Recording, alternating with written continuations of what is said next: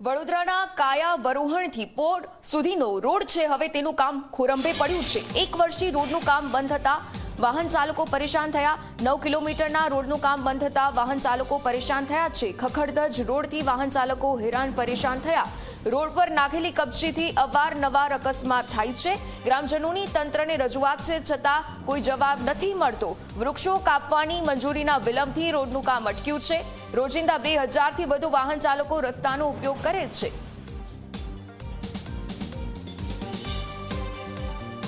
एक वर्षથી સંપૂર્ણ કામગીરી એ રોડની ચાલુ કરીને સંપૂર્ણ કામગીરી અત્યારે બંધ જ છે। 1 વર્ષથી છેલ્લા 1 વર્ષથી અમે બધા અધિકારીઓને રજૂઆત કરી છે, પણ કોઈ અમુક અધિકારી તો ફોન જ નથી ઉચકતા અને એવું કહે છે કે કામ ચાલુ થઈ જશે, પણ અત્યાર સુધી રોડ આખો ખોદી નાખેલો છે પોર સુધી, અત્યાર સુધી કોઈ પણ જાતનું કામ કર્યું નથી। આ રોડનું કામ સંપૂર્ણપણે પૂરું થાય અને રોડ પબ્લિક માટે ચાલુ થાય એવી માંગણી છે। દરરોજ આ જાય કરવાનો છે। આ રસ્તો 4 મહિનાથી આવવાનો રસ્તો છે। આ રસ્તાનો કોઈ નિકાલ કરવાનો નહીં ને ગાડી ખરાબ થાય, એક્સિડન્ટ થાય, કોણ જવાબદારી કરવાની? આ અડધો કલાક સારો રસ્તો તો કેટલી મિનિટ થાય? 10 મિનિટ થાય। 10 મિનિટ રસ્તો છે। આ રોડની હાલત તમે જોઈ શકો છો, એક ખખડધજ હાલતમાં છે અને વાહનો અહીંથી જાય છે તો એના પંચરો પડે છે, એક્સિડન્ટ થાય છે અને બંને સાઈડ રોડની બંને સાઈડ એ લોકોએ ગટરો પણ પૂરી દીધી છે અને પાણીનું જે ખેતરોના નીકળવા જોઈએ એ પણ પાણી નીકળે એવું નહીં અને હજારો હેક્ટર જમીનો ડૂબમાં જાય એવી છે।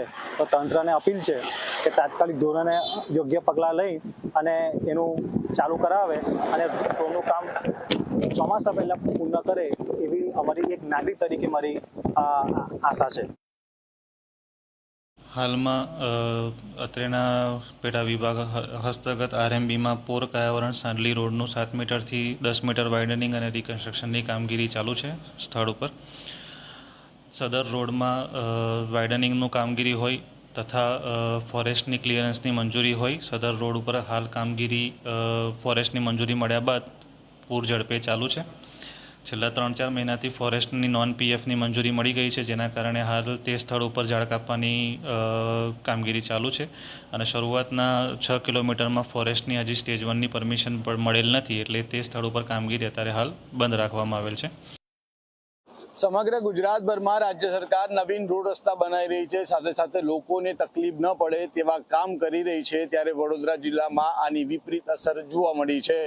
બિલકુલ વડોદરાનો આજે કાયાવરોહણથી પોર જવાનો જે મુખ્ય માર્ગ છે એ છેલ્લા 1 વર્ષથી ખખડધજ હાલતમાં છે અને આ દ્રશ્યોમાં જોઈ શકો છો કે જે પ્રકારથી આ રોડનું કામ શરૂ કરવામાં આવ્યું હતું અને રોડનું કામ અટકાવી દેવામાં આવ્યું છે।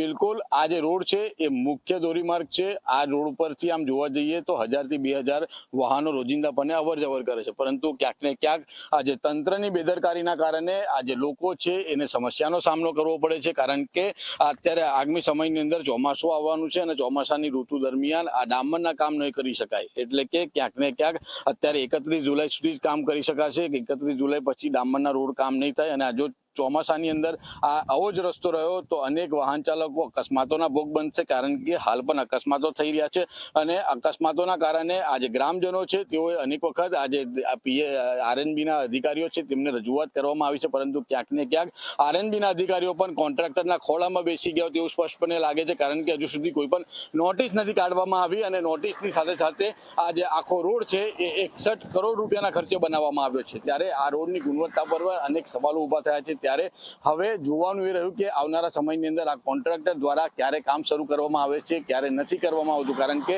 ચોમાસું માટે છે અને આ જે રોડ છે એની બાજુની અંદર જે જમીનો છે એના પણ દબાણ કરવામાં આવ્યું છે।